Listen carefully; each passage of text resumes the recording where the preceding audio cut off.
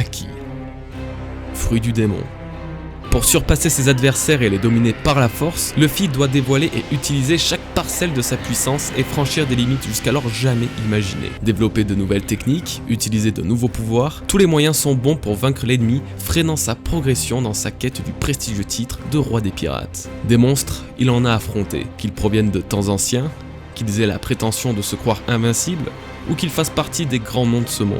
Tous se sont agenouillés devant la puissance brute d'un futur roi. Mais celui se dressant devant lui, aujourd'hui, est d'un tout autre niveau. Luffy doit vaincre celui considéré comme la créature la plus puissante du monde. Un être semblant immortel et indomptable à la cruauté sans égale. Kaido, l'homme aux 100 bêtes. La liberté d'une nation antique se joue dans ce combat fatidique. Aucune issue. Il est l'un des ennemis les plus redoutables que Luffy aura affronté de toute sa vie et pourtant il n'a d'autre choix que de le vaincre. C'est pourquoi il va devoir utiliser son dernier et ultime atout, la forme finale de ses transformations.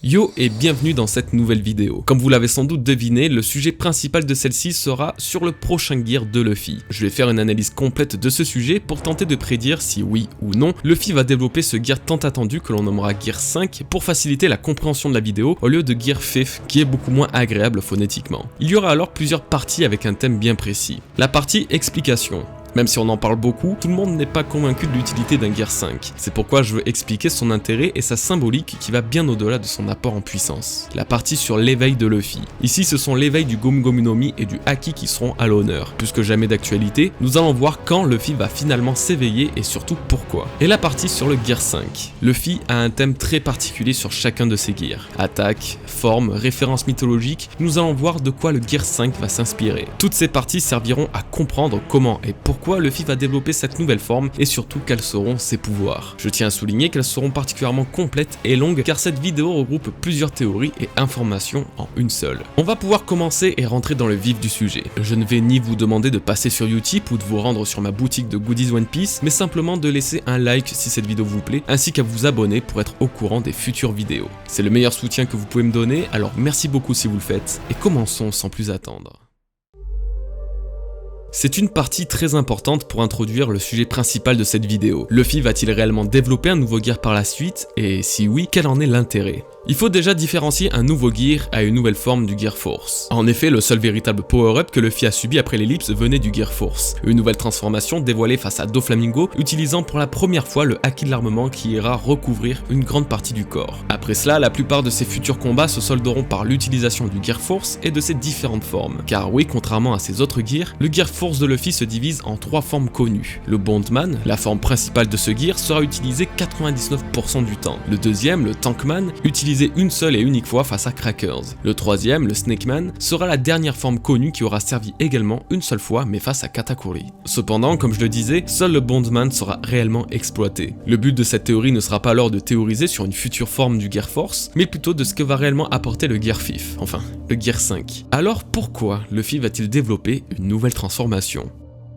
Le Gear Force ne suffit plus. Depuis le début de l'arc de Wano Kuni, nous pouvons noter une chose très intéressante qu'Oda intègre discrètement dans le manga. Luffy utilise de plus en plus souvent et facilement son Gear Force. Alors que cette technique fut introduite comme étant un ultime atout pour vaincre ses plus puissants adversaires au dernier moment quand il est en difficulté, elle est désormais utilisée même dans des conditions qui ne le nécessitent pas particulièrement. Sur Wano Kuni, que ce soit durant son premier combat face à Kaido, son entraînement au Ryuo, l'attaque contre un navire de guerre ou encore face à un Numbers, nous pouvons noter que le Gear Force est surexploité et utilisé dès le début du combat, alors qu'à l'époque c'était un atout de dernière minute. Durant son entraînement avec Yogoro, Luffy ira même jusqu'à utiliser le King Kong Gun, sa plus puissante technique. Je pense que c'est un énième sous-entendu qu'il s'apprête à passer à une vitesse supérieure en développant des attaques encore plus puissantes que celle-ci. Cela a été un de mes premiers déclics. Si Luffy normalise le Gear Force à ce point, c'est qu'il cache quelque chose d'autre. Avant que le Gear Force n'apparaisse, Luffy utilisait de plus en plus souvent son Gear Seconde, ce qui laissait suggérer qu'il possédait une technique encore plus forte. Donc si le Gear Force est utilisé aussi fréquemment contre des ennemis étant bien moins forts que lui, alors il va devoir révéler un pouvoir bien plus puissant face à Kaido pour le vaincre. Ce pouvoir serait donc le Gear 5.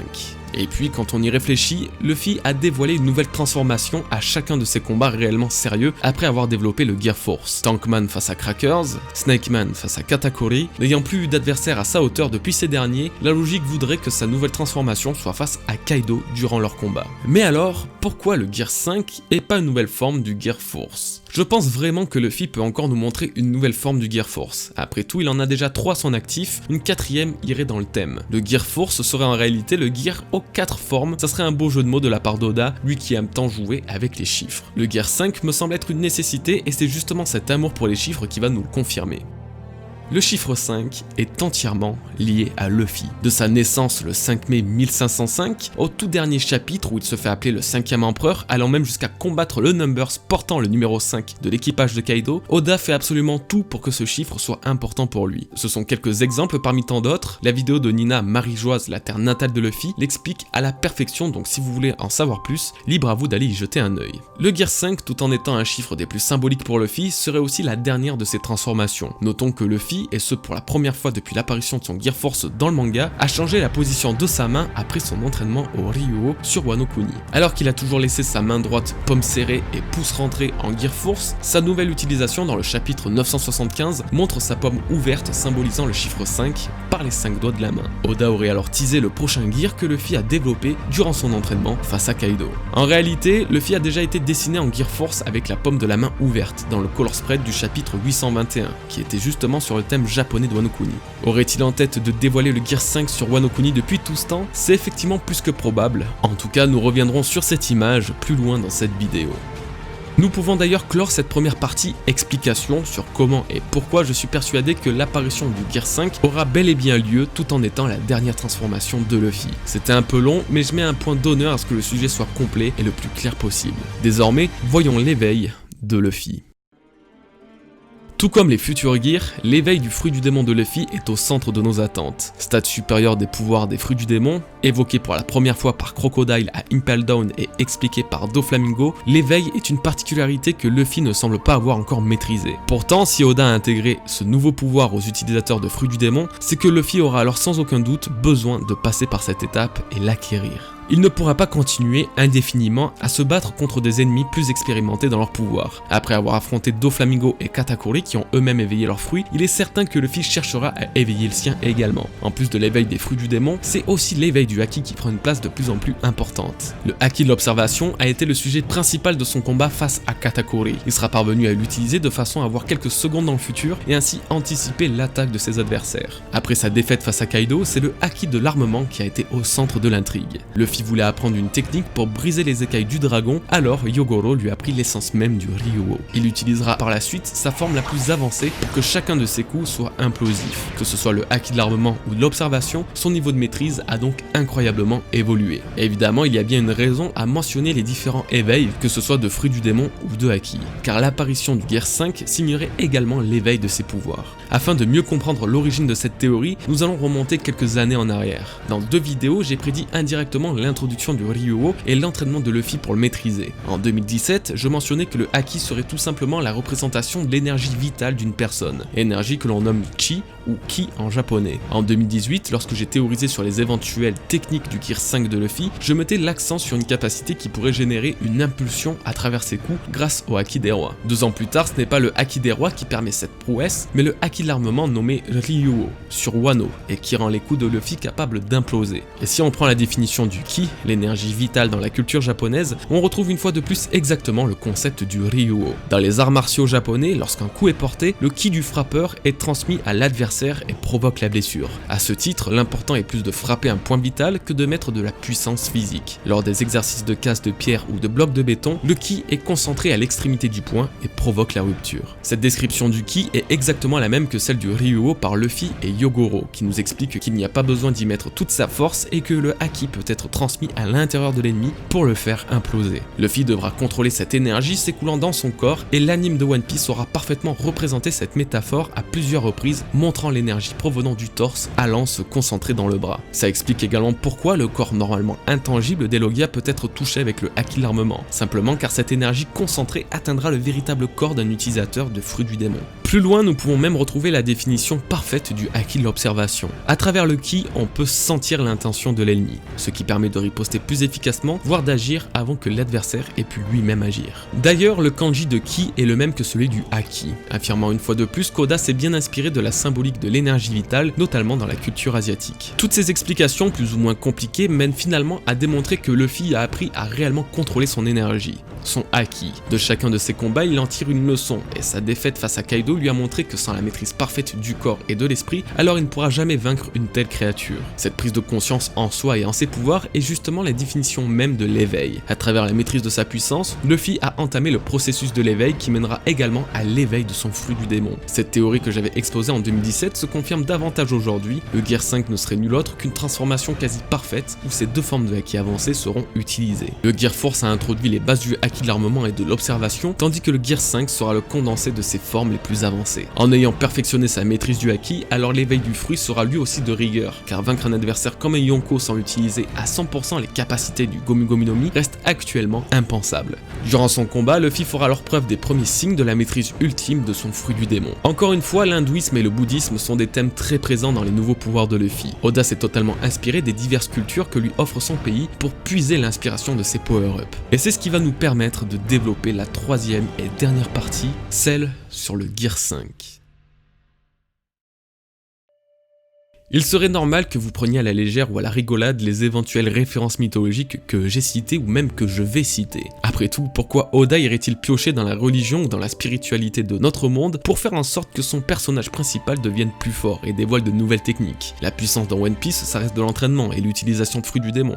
Pas vrai? Eh bien, c'est plus compliqué que ça. Vous le savez sans doute grâce à certaines théories ou après certaines recherches que vous auriez pu faire, mais Oda a tendance à beaucoup s'inspirer du monde qui l'entoure. Cet homme n'a pas créé une toute nouvelle histoire avec One Piece, non, il a fait peut-être encore plus fort. Il a condensé une grande partie des mythes et légendes antiques de notre monde dans sa propre histoire. Et il se trouve que l'évolution en puissance de Luffy en fait partie. Pour preuve, nous allons relire un passage du SBS du tome 79, un des derniers tomes de l'arc Dressrosa qui nous aura gratifié de la nouvelle transformation de Luffy, le désormais célèbre Gear Force. Cette forme a évidemment attiré l'œil de la foule, notamment celui d'une lectrice. Elle a fait remarquer à Oda que la pose de Luffy en Gear Force ressemblait quelque peu à un Nyo, une statue japonaise gardienne des temples bouddhistes. Oda aura donc répondu positivement en expliquant qu'il s'agit bel et bien d'une pose inspirée des statues Nyo, une pose que nous pouvons d'ailleurs retrouver chez Ener dans sa forme Amaru. Il précise, et c'est ce qui va nous intéresser, savoir que tout un tas de choses symbolisent la force et le pouvoir dans le monde. Mais pour le Gear Force, il a décidé de rester dans la culture de son pays pour s'en inspirer et faire une représentation séculaire de la force japonaise. Alors oui, comme je le disais, Oda prend réellement en référence les mythes et religions, notamment celles de l'hindouisme et du bouddhisme, qui sont prédominantes au Japon, dans le développement de la puissance de Luffy. C'est ce qui va nous permettre d'anticiper son prochain power-up ainsi que le thème accordé à son Gear 5, qui sera d'après moi une fois de plus lié aux puissantes divinités asiatiques. Plus précisément, son nouveau Gear sera inspiré des rois gardiens du bouddhisme,